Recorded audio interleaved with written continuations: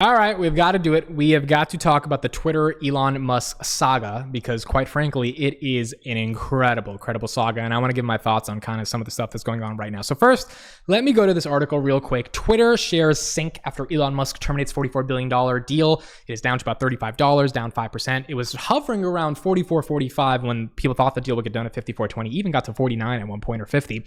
Then it went down to 37.38 when Elon was like, you guys have too many bots. I don't know if I want to use this platform.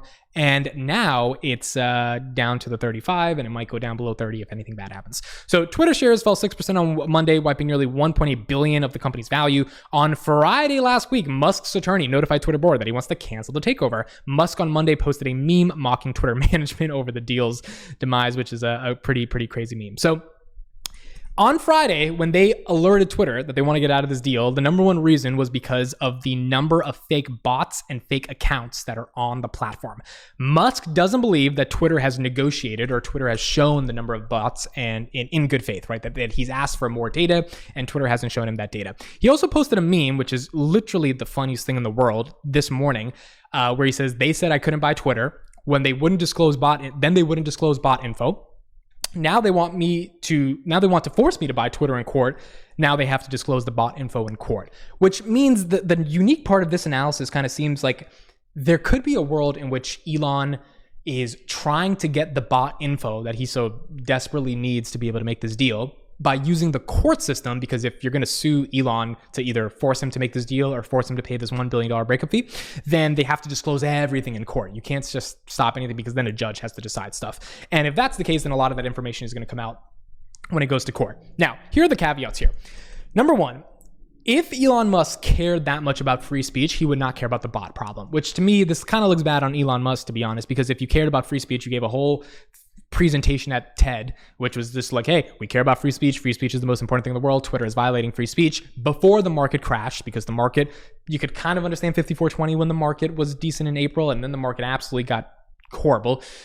I think he came to realize, look, it's not worth the money, which means free speech doesn't matter that much because you can't put a price on free speech, but apparently you can if the market crashes. So I believe he never really cared that much about free speech. I mean, he cared about it, but he cared more about just buying the company. He cared more about just having it under his control.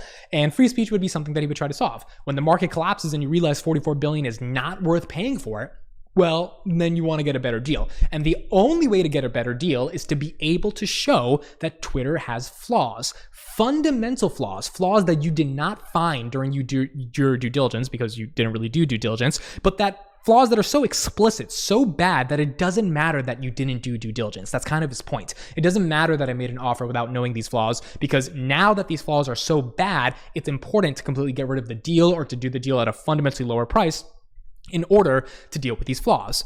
Well, what are those flaws? Elon, for the past 2 months, has been saying that bots and fake accounts are those flaws. I personally don't really get this because I go to Twitter every day, and yes, there are some bots. I have about 6,500 followers, and I use Twitter because there's other people on the platform. There's real people that I communicate with, people that I don't even know, but I know because of Twitter. So Twitter to me is this portal to meeting all these new people and friends and experiences and ideas, and there have to be real people for that to happen. To say that like 50% of Twitter, which is 100 million people, are bots is quite frankly insane. Maybe 5%, 6%, maybe even 10%, but to say it's that many is bad, or it like doesn't make sense. Why does that matter? Unless Elon Musk can show there's a material adverse effect on Twitter, on the deal. A material adverse effect is legal language for this is something that is so material, it adversely affects the deal, which means it changes the entire infrastructure or the thought process that I had for buying this company in the first place. Then he can get away with, then he has to still buy the deal. Because if the judge is like, well, yes, there's some bots, but it's not that bad. No, you have to buy the deal. You have to enforce the contract. You sign the contract. But if the deal is really, if there's like 50% bots, then he's not obligated to do that because then Twitter didn't really share that information.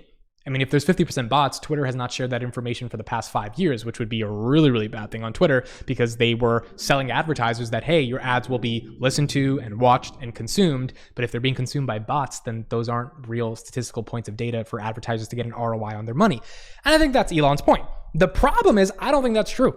I just don't think that's true. I think there's a lot of people on Twitter, and I think a lot of people on Twitter consume the platform and use the platform. So the interesting thing to this saga will be when they go to court, because inevitably they're going to go to court, is does the judge feel that Elon actually is making this up because he doesn't want to pay $44 billion because he made a bad deal and he has buyer's remorse, which means if that's the case, I think they're going to fight tooth and nail.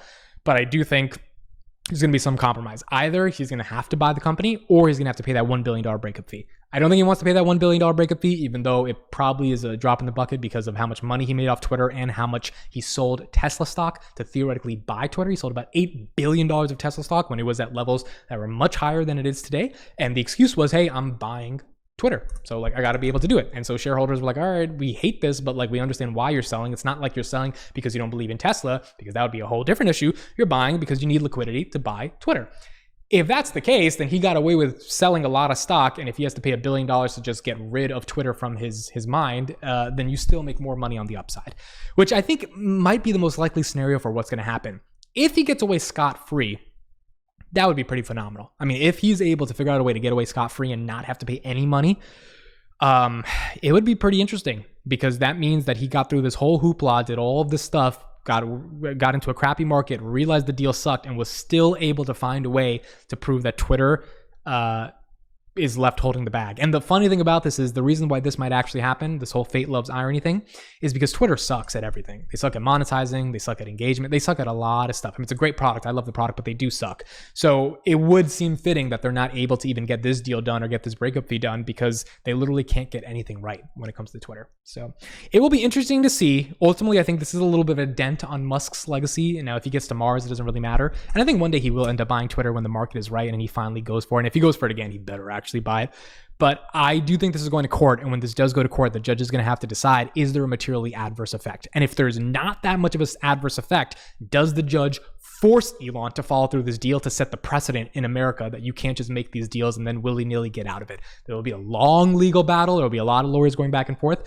But if that does happen, then maybe Elon Musk will control Twitter. And I guess we'll see what happens. Thank you guys so much for listening. Let me know your thoughts in the comments. I'll see you in the next one.